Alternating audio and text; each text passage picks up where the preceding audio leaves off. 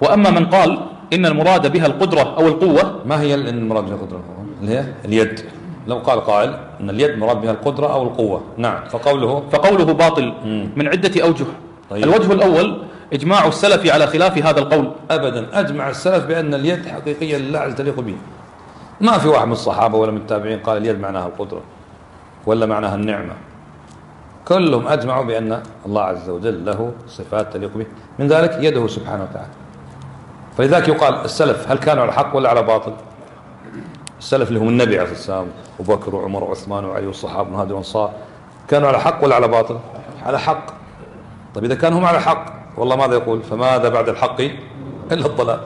إذا واحد يخالفهم لا يمكن أن يكون إلا على ضلال، لأن الله يقول فماذا بعد الحق إلا الضلال. نعم. فإن قال قائل أين إجماع السلف؟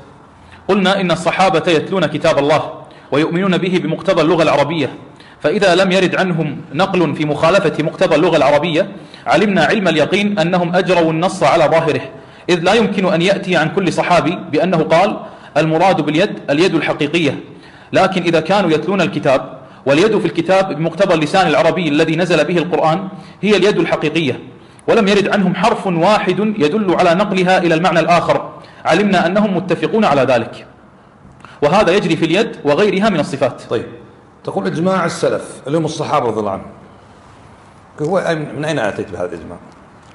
يقول الشيخ لا يمكن أن كل صحابي ننقل عنه، هم آلاف الصحابة كل واحد قال اليد حقيقية اليد حقيقية.